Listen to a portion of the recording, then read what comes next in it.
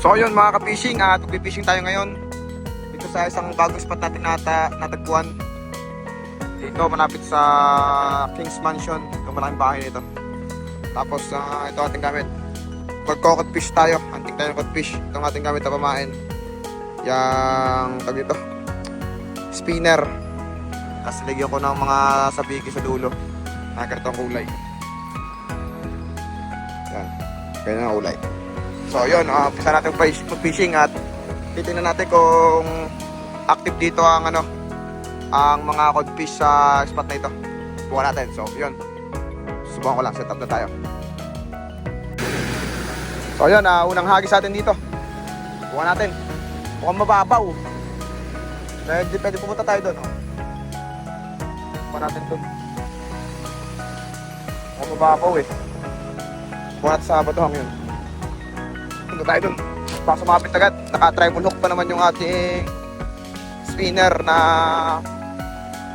30 grams yata itong gamit ko. Tapos ito ating gamit na Rail Birking Assassin 4000 series. Tapos itong medium light tayo na Kinetic Saran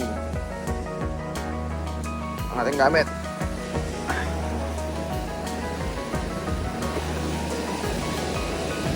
So yun, at bukan na natin kung makakahuli tayo dito. Bagong spot, sana makahuli.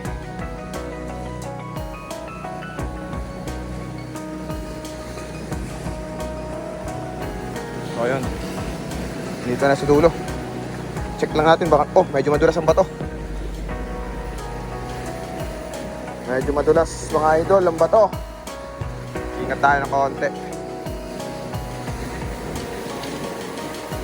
Sumapit pa. Sumapit pa. Ayun, unang hagis. First cast. Layo. Balik lang, lakas ng hangin.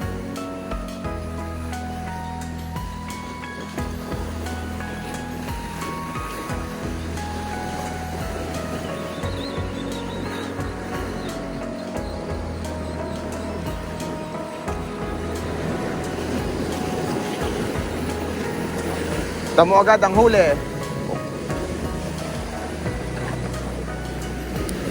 Lakas ng alon guys. Para sa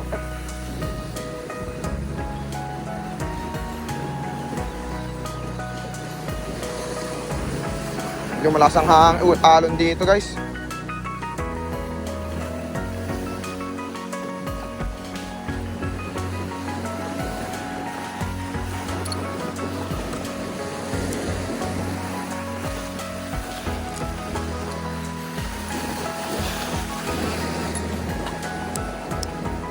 Mag-aaral po natin ng spot.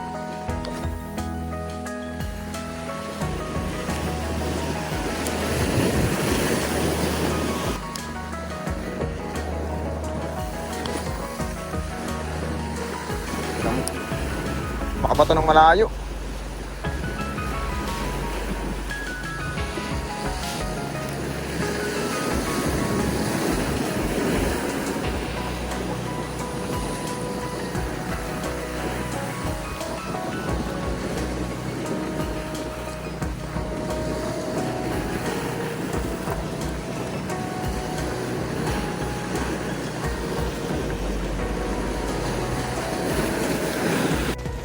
So yun guys, at wala tayong nahuli dito.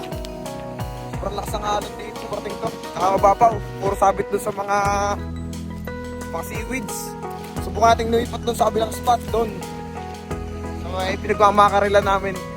Baka may makakahuli tayo dun. So yun, update ko na lang kayo, huwag na dun ako. Iwat mo tayo spot. So yun guys, at nandito na tayo sa spot. Yan, nakaprepare na tayo. Dito yung pinagmamakarilan. Titingnan natin kung anong mahuhuli natin ngayon dito. Kung may ibang isda na o makakaril pa rin. So yun, agis na tayo.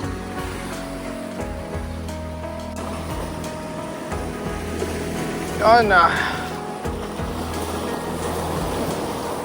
Wow.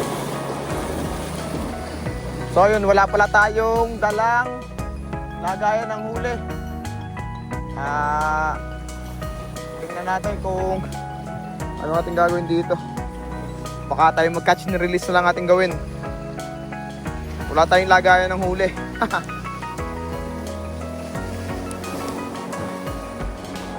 So ayun, first cast tayo. First cast! Itik!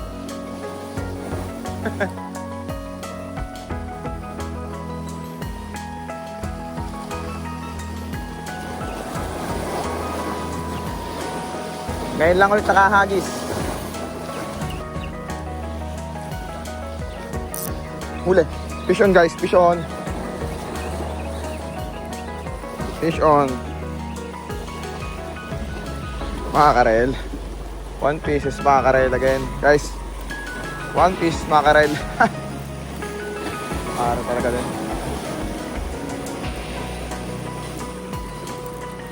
Good size lang. Ang mga karel ngayon, hindi oversize. Pwede natin iuwi. Hindi natin iuwi ang mga karel, hindi oversize. Sakto lang. Phew! Wala eh. Wala natin. Huwag lang itik.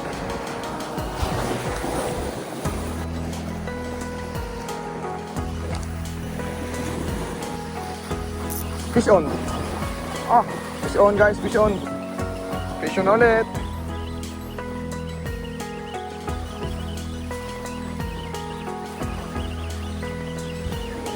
Kaya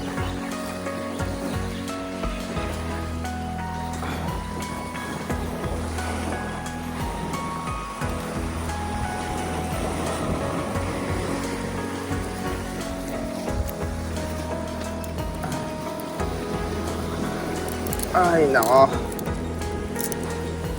Ay guys, fish na naman. Fish on guys.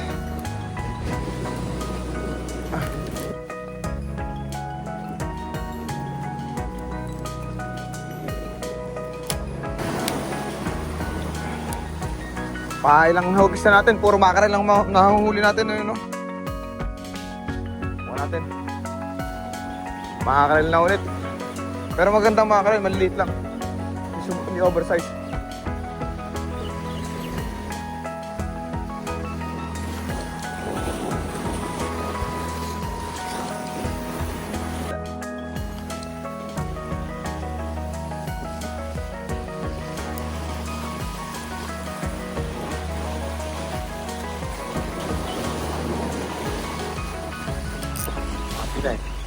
Fish on ulit guys.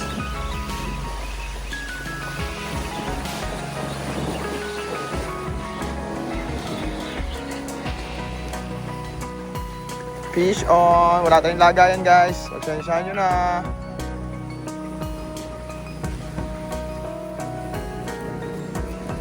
Yan guys, naka 7 piraso na agad tayo. Yan uwi na tayo magka 10 piraso.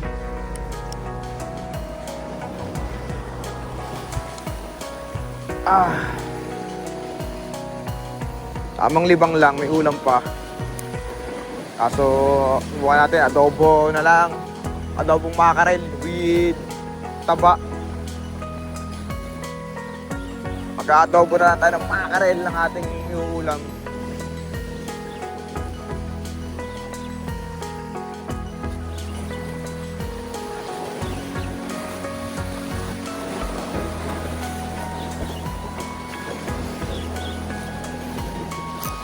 Fish on na naman guys, fish on na naman. Ilang kaya piraso? Isang piraso lang guys, pa isa-isa lang. Pa isa-isa lang tayo guys. Pa isa-isang piraso lang tayo guys. Makakadami din yan. Kahit pa isa-isang piraso. Haha. Oh, ano na. Malikot lang to eh.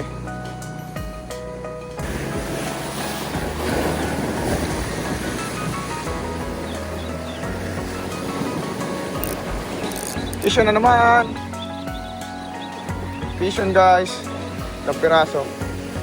Isang piraso na ulit. Isang piraso na ulit.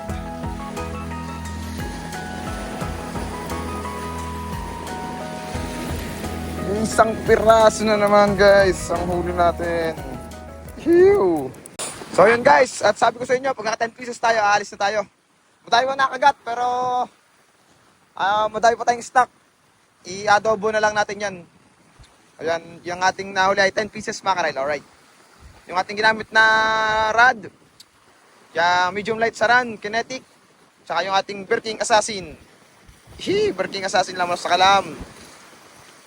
Tapos, Eastern Hunter, Hydrot, 8LB. Alright. So, yun. At maraming salamat sa panonood. Kahit quick fishing tayo, quick fishing. Nakadami agad, may ulam na. Huy! Sarap. Naglibang na, may ulam pa. Alright.